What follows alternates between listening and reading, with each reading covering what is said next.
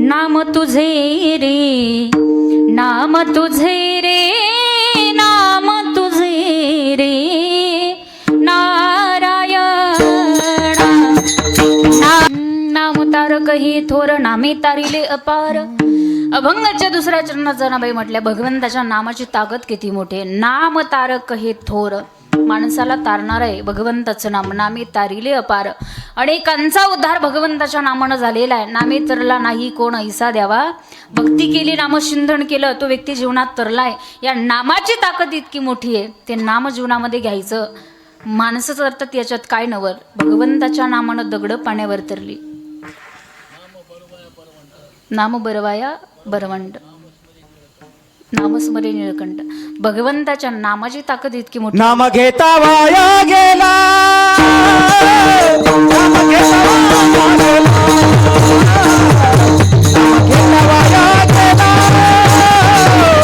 नाम घेता वाया गेला,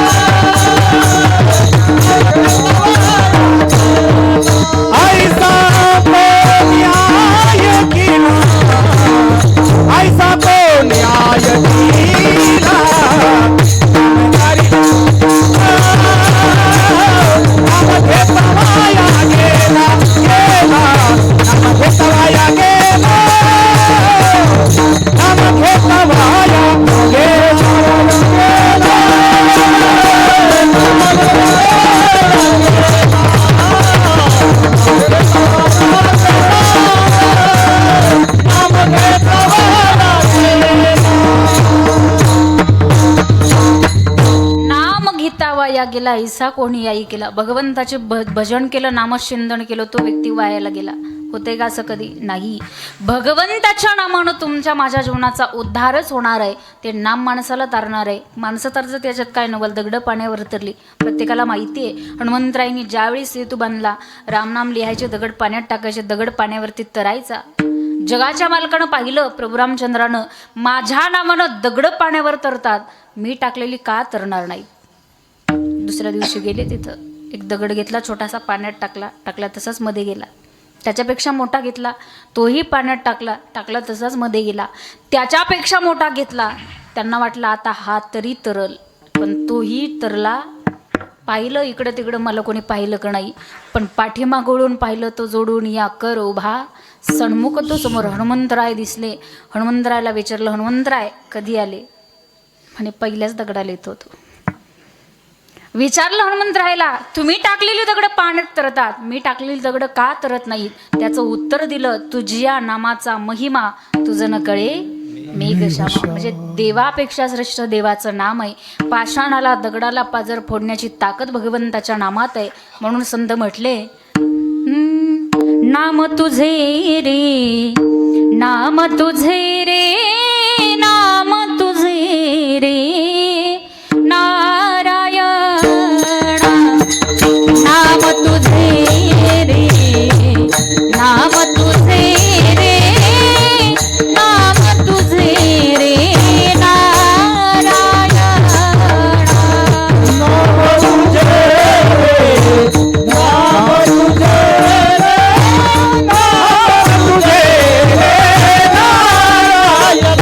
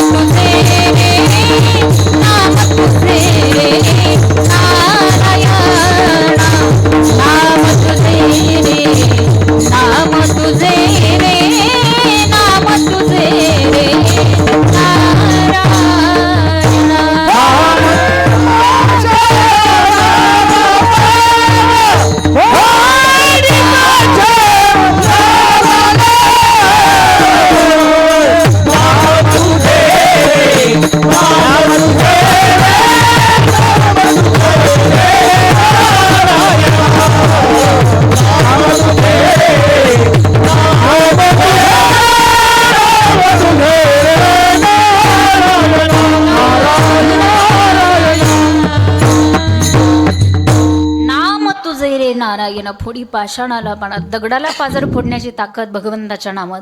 म्हणून ते नाम जीवनामध्ये घ्यायचं. जनाबाई म्हटल्या या नामानं कोणाकोणाचा उद्धार झालेला आहे. अभंगाचं तिसरं चरण. अजमेर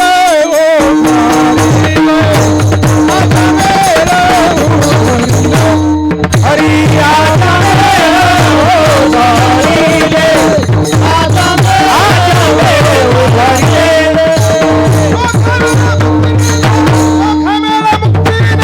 जोखमेला मुक्तने नाम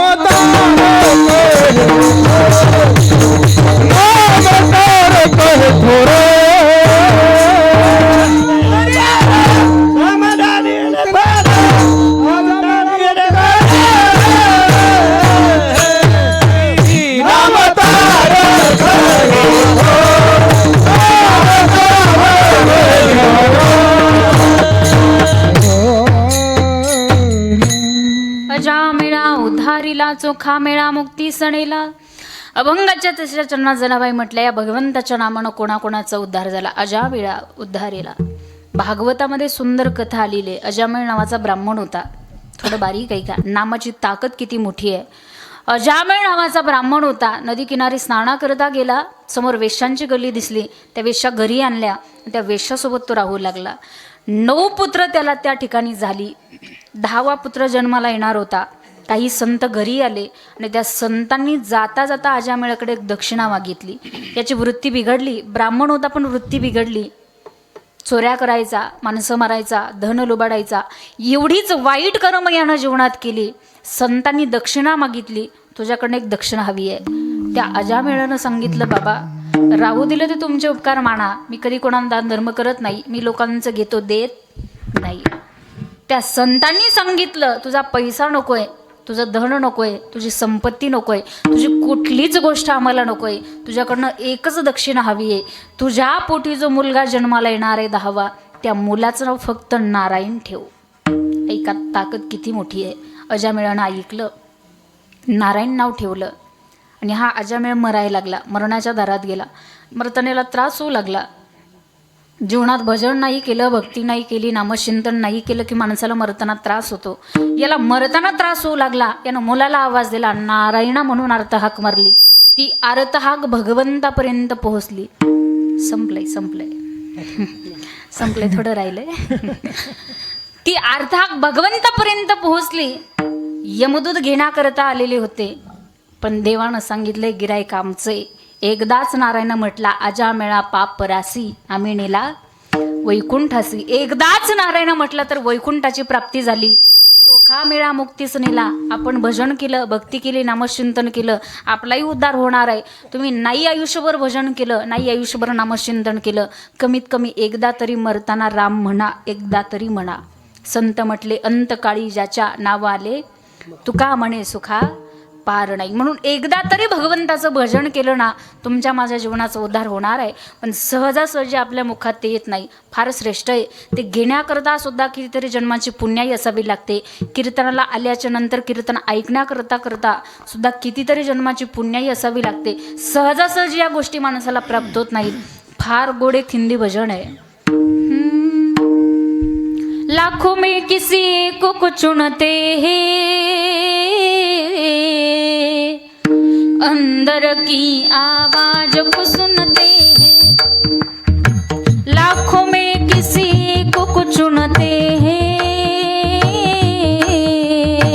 अंदर की आवाज को सुनते हैं. बस याद कर फिर याद कर, बस याद कर फिर याद कर. नायो जीवन बर्बाद कर, प्रभु सुन कर देर न लाएंगे. राधे राधे बोल शाम आएंगे, टाळेंगे शाम आएंगे. राधे राधे बोल शाम आएंगे, आएंगे शाम आएंगे. निकलेगा मेरे भक्ति का परिणाम, मेरे घर में आएंगे घनश्याम. निकलेगा निकलेगा रे निकलेगा मेरे भक्ति का परिणाम, मेरे घर में आएंगे घनश्याम. बस याद कर ग